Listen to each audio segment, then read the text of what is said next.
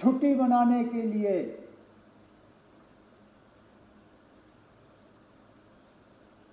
और इस छुट्टी का जिंदगी भर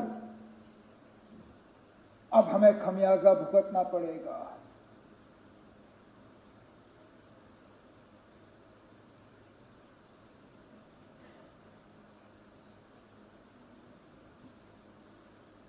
जिन लोगों ने ये किया, कहने के लिए तो वो कहते हैं कि हमारी भलाई के लिए किया, लेकिन क्या हमने उनसे कहा था कि हम ये चाहते हैं? क्या हमने उनसे कहा था कि हमारे नाम में आप इन 26 लोगों को कब्र में बंद करके यहां से वापस भेजें? क्या हमारी इसमें कोई मंजूरी थी? क्या यह हमारी इजाजत से हुआ? हम में से कोई इस हमले के साथ नहीं है। इस हमले ने हमें अंदर से खोखला किया, लेकिन इस हमले ने, क्योंकि हर खराबी में कहीं ना कहीं हमें कोई रोशनी की किरण ढूंढने की कोशिश करनी चाहिए। बहुत मुश्किल है इन हालात में वो रोशनी ढूंढना, लेकिन स्पीकर साहब, पहली मर्तबा 26 साल में मैंने जम्मू कश्मीर में किसी हमले के बाद लोगों को इस तरह बाहर आते हुए नहीं देखा। कठुआ से लेके कुपवारा तक शायद ही कोई शहर या गांव ऐसा जहां लोगों ने बाहर आके इस हमले की मजम्मत नहीं की, कहा कि ये मेरे नाम में नहीं हुआ, not in my name.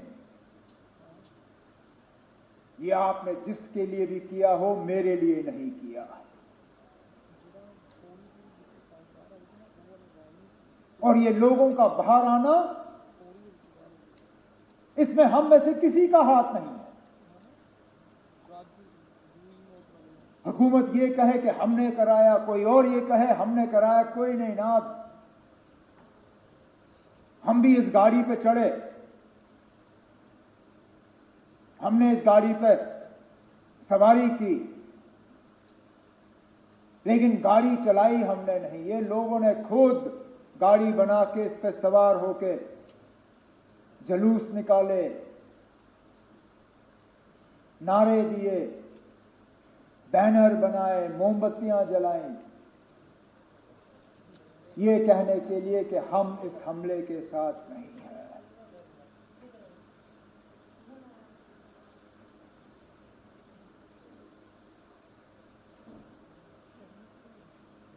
Militancy, terror, दहशत, आतंकवाद, इसका खात्मा तब होगा जब लोग हमारे साथ होंगे। और ये स्पीकर साहब उस मौके की शुरुआत है। अगर कि हम इस मौके पे एहतियात से कदम जो है लें, हमारे तरफ से कोई ऐसा कदम नहीं उठना चाहिए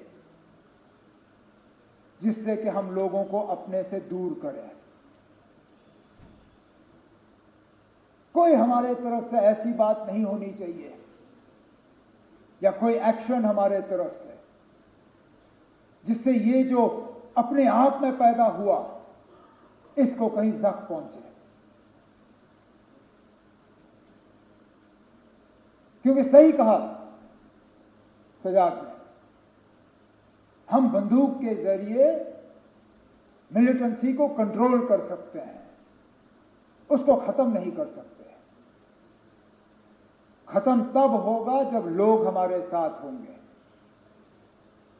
और आज लगता है कि लोग अब वहां तक पहुंच रहे हैं। स्पीकर साहब, मस्जिदों में जुमा नमाज से पहले 2-2 मिनट की खामोशी इख्तियार की गई। जामा मस्जिद श्रीनगर, ये शायद बाकी मुल्क में लोग इतना इस चीज को समझेंगे नहीं। आप और मैं समझते हैं ना। हम समझते हैं किसी हमले के बाद उस मस्जिद में 2 मिनट की खामोशी का मतलब क्या है।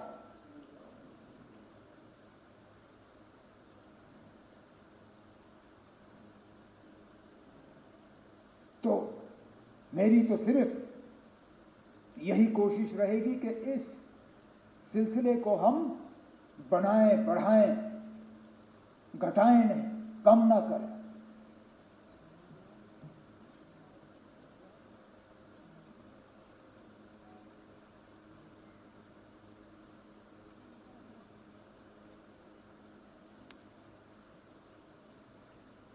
आफतनार के उस नौजवान आदिल के बारे में क्या कहें। अरे ना, जान की परवाह सबको होती है, लेकिन अपनी जान की फिक्र ना करते हुए टूरिस्टों को, अपने मेहमानों को बचाने के लिए वो अपनी जान की कुर्बानी दे गया। भागता तो कौन उसको कुछ कहता।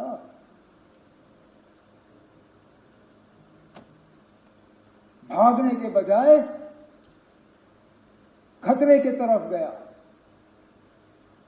इस तरह के और मिसाल हैं जिनके बारे में आज हम सुनना शुरू कर रहे हैं। जो टूरिस्ट वहां से निकले,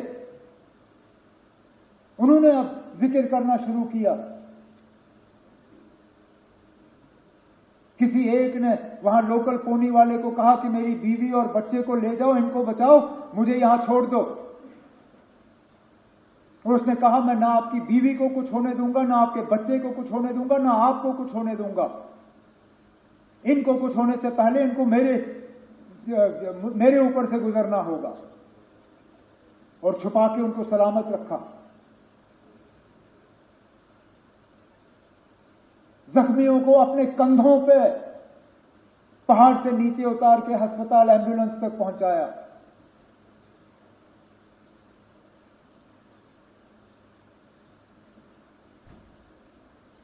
और उसके बाद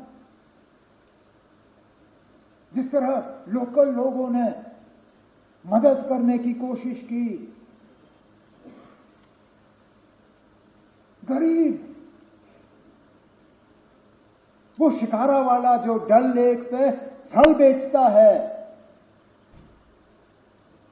उसने अपनी किश्ती पे एक छोटा सा बोर्ड लगाया, टूरिस्टों के लिए मुफ्त फ्रूट चाट। अरे ना, वो दिन के 200-300 रुपए कमाने वाला,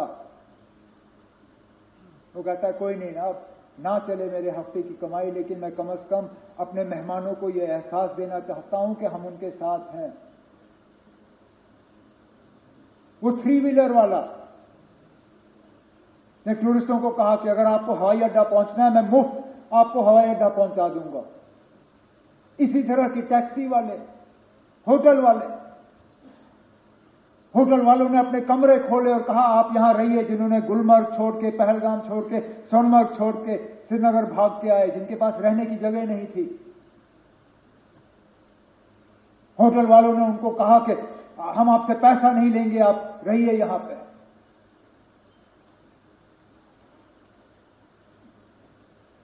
मैं सलाम करता हूं।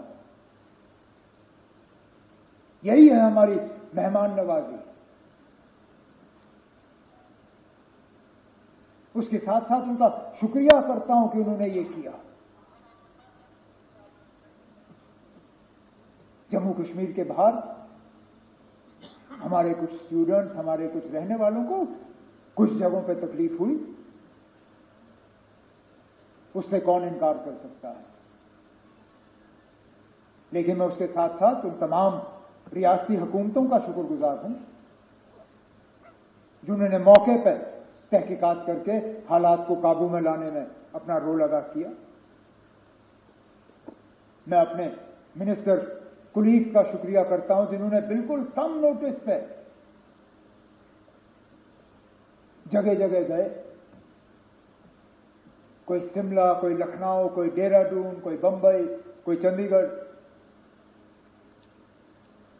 वहां की हुकूमतों का मैं शुक्रिया करूंगा कि इनसे मिलने के बाद इन्होंने मीटिंगें ऑर्गेनाइज की। हम अपने तरफ से एक सिस्टम जो है वो तैयार करना चाहते हैं, सोशल मीडिया और व्हाट्सएप वगैरह का इस्तेमाल करते हुए, ताकि एक नोडल पॉइंट हमें मिले। हम तो चाहेंगे कि इस तरह के हालात ना हो, लेकिन इक्का दुक्का अगर कहीं हो जाए तो बच्चियों के पास, दूसरों के पास एक जगह होनी चाहिए जहां पे वो इन चीजों को दर्ज कर सकें। उसके लिए हम तैयारी कर रहे हैं।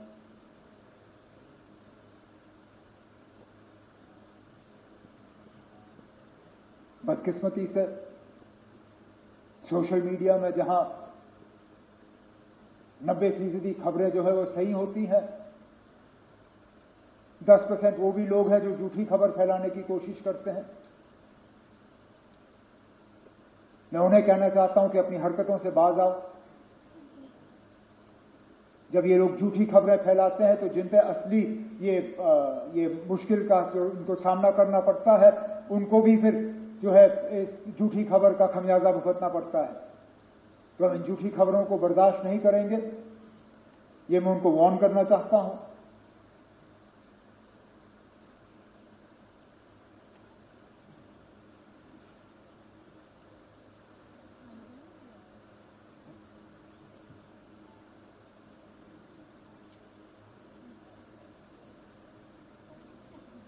स्पीकर साहब, जम्मू कश्मीर की सिक्योरिटी जम्मू कश्मीर के इलेक्टेड हुकूमत की फिलहाल जिम्मेदारी नहीं है, लेकिन मैं ये मौका इस्तेमाल करके स्टेटहुड की मांग नहीं करूंगा। अब मैं किस मुंह से इस पहलगाम के वाकये को इस्तेमाल करके मरकज से कहूं कि अब मुझे स्टेटहुड दो। मेरी क्या इतनी सस्ती सियासत है? मुझे क्या इन 26 लोगों के मरने की इतनी कम कदर है कि मैं अब मरकज से जाके कहूंगा ना, अब चलो 26 लोग मर गए, अब मुझे स्टेटहुड दे दो। स्टेटहुड की बात हमने पहले भी की, आगे भी करेंगे, लेकिन लानत हो मुझ पे अगर मैं आज ये कह के मरकज के पास जाऊं कि ना अब 26 मर गए, अब दे दो। देने की बात हम करेंगे, लेकिन इस मौके पर नहीं। इस मौके पर ना कोई सियासत, ना कोई बिजनेस रूल्स, ना कोई स्टेटहुड, ना कुछ और। एक ही चीज ना, इस हमले की कड़ी निंदा और उन 26 लोगों के साथ दिल की गहराइयों से हमदर्दी और ताज़ियत, और कुछ नहीं। ना आज नहीं, टेबल हम किसी और मौके पर थपथपाएंगे, आज नहीं। तो स्पीकर साहब, मैं अपनी बात को इसी चीज पर खत्म करते हुए